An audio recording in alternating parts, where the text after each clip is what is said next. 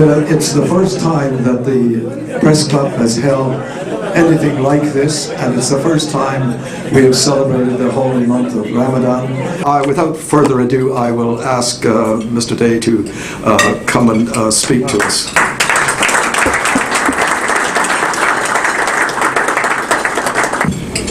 Thank you, my friend, and thank you, my friends. On behalf of our Prime Minister, let me first say to you, Ramadan Mubarak. Thank you. And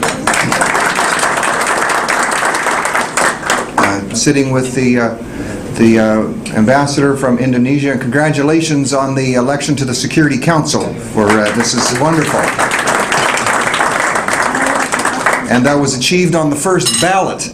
To me, invigorating to be able to draw from the experience, the lessons in life, and not only the challenges, but the victories and the things that you've achieved. And we can draw on that as we work together, as sitting there not just with the ambassador from Indonesia, but with the High Commissioner from Bangladesh, and to think that it was Professor Yunus from their good country who achieved the Nobel Prize for his work in microcredit. Fantastic. That around us we have those from which we can draw encouragement and energy and strength, and also advice. And sometimes advice is those are the things we like to hear. Sometimes the advice is not easy to take, but it's important that we do that. And in the context of the United Nations, as we think about what's been taking place today, and as we think about some of the challenges that we face, especially some of those that have evolved just over the last few days, it really makes us realize what we have here in Canada.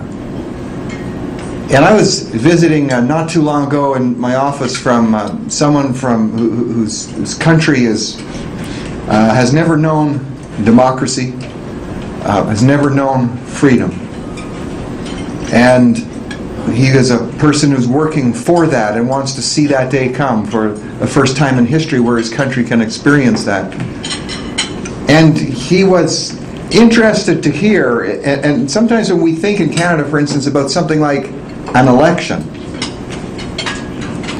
I was explaining to this person how it was really a remarkable thing that takes place when an election happens in Canada. I'm not making this as a partisan statement, but when you think that that a federal party was moved out of power and another party moved in, and not one shot was fired. Well, okay, some personal shots were fired, but not one shot was fired. There were no riots in the street. I know there were people upset and there were people who were heartbroken, because in all elections there are people who win and people who lose.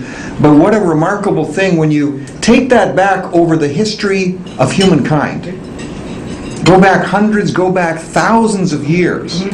It's a very tiny percentage of time in that whole continuum that we've been able to see this, really what is still an experiment of changing of power without violence and without bloodshed. And it is the example, it's an example of what Canada can lead by example. And in this room, among many of you with whose hands I have already shaken, there are times when we disagree on things, there are times when we agree on things, but isn't it wonderful to be able to disagree without fear? To be able to vote for whomever we like without fear. And to be able to speak on whatever topic we like without fear of personal injury or loss. This is what we have to share with the rest of the world. The fact that we can be together, share values, share differences, and show how to work those out. The world really needs that type of an example in such a day as we have here. There's different political parties represented here. There's 2 senators here. There may be more. I'm just looking at the 2 that I was across from. Both whom I count as dear friends and counselors and advisors. And yet I know they don't agree on absolutely everything. And nor do we, but we 90%. I'm writing that down. 90%. But I want to thank each one of you, just as I've used the examples of our friend from Indonesia, Bangladesh, Iraq, each bringing not just to the table, but to our country some rich experience that if we can draw from, our country will become stronger, and as people look to us as an example, the world can actually be a little better place. Thank you so much for being a part of that. Very quickly, His Excellency Mohammed Tangi, the Moroccan ambassador for Canada and Dean of the Arab Diplomatic Corps, is going to say a few words. I have had the honor and privilege of meeting you in churches, in synagogues, and I am not surprised tonight to have you celebrate with us the month of Ramadan, the holy month of Muslims. You spoke about Indonesia and about Bangladesh for their achievements, and you are seeking advice. And I would like to share with you very briefly, because I know you are leaving for another commitment. So I would like to thank you on behalf for being with us tonight, on behalf of my colleagues, the ambassadors and high commissioners of Muslim countries. And I would like, first of all, also to express our heartfelt appreciation to the National Press Club of Canada, and in particular to its president, Mr. Spencer Moore, for organizing this iftar to celebrate the holy month of Ramadan. This is the first time, as far as I know, that such an initiative is taken by the National Press Club. I sincerely hope that it will be followed by many similar initiatives that will contribute to a better understanding and knowledge of the Muslim world at large and of the growing Muslim community of Canada in particular. I strongly believe that better knowledge and understanding of the true Muslim faith, as well as the other religions, will undoubtedly lead to mutual respect and consideration, and will also serve as a strong basis for forging an objective alliance among these religions to combat all the extremists who are working very hard today to ignite tensions, confrontations between and within religions, value systems, and ways of life.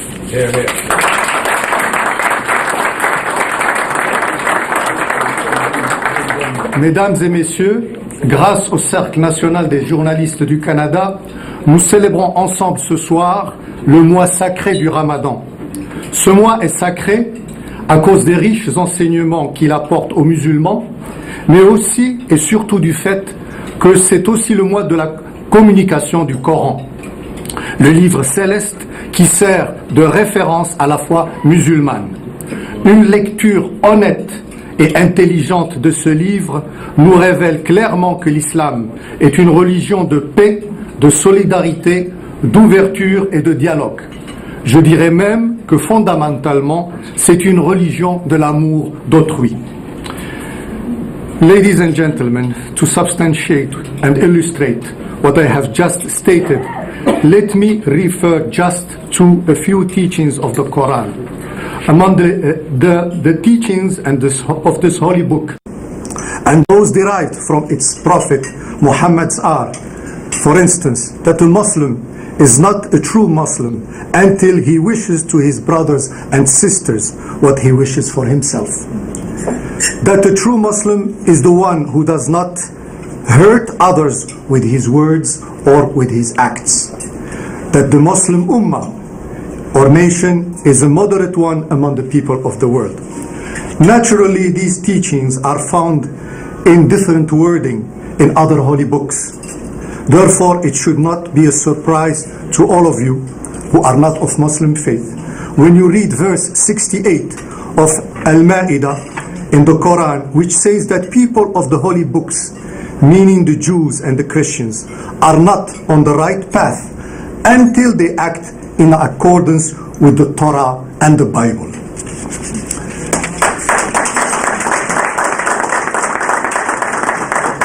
Dear friends, the point I am trying to make tonight is that the great religions of mankind, Christianity, Judaism, Islam, as well as other great systems of belief and values from around the world teach us similar value systems which might differ only on the surface.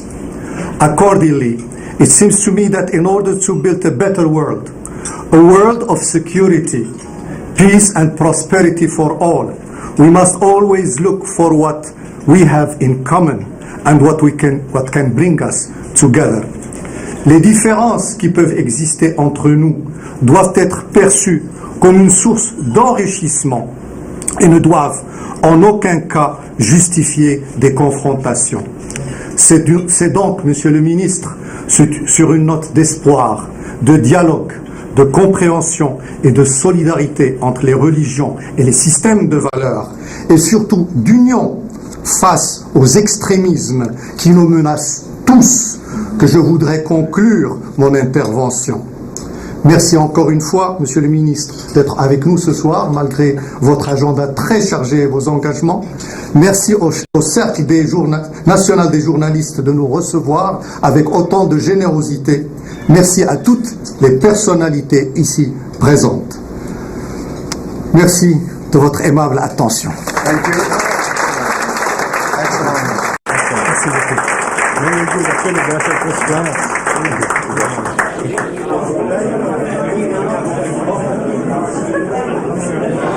Ernie Tanis, who's going to talk about Who is My Neighbor? Resolving Disputes in a Global Neighborhood. Now, Ernie has been a lawyer for 30 years. He's received his BA at Carleton and a common law degree at University of Ottawa. He has been involved in alternative dispute resolution for over 20 years. He's written books on the subject, and he co-hosts a radio show on alternative dispute resolution. Ernie, after several other speakers, etc., at last you're on. Thank you very much, Ernie. Oh, thank you. Look straight into it.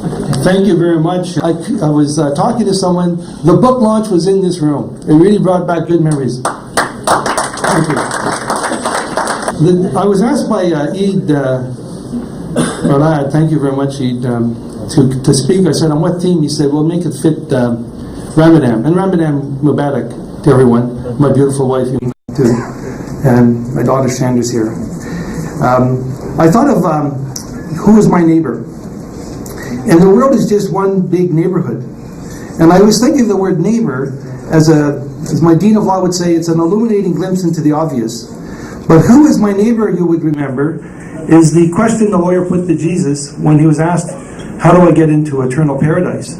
And Jesus said, love thy God with all thy heart and all thy mind, all thy soul. I got priests here to correct me. But he said, love thy neighbor as thyself. And then the lawyer said, well, who is my neighbor?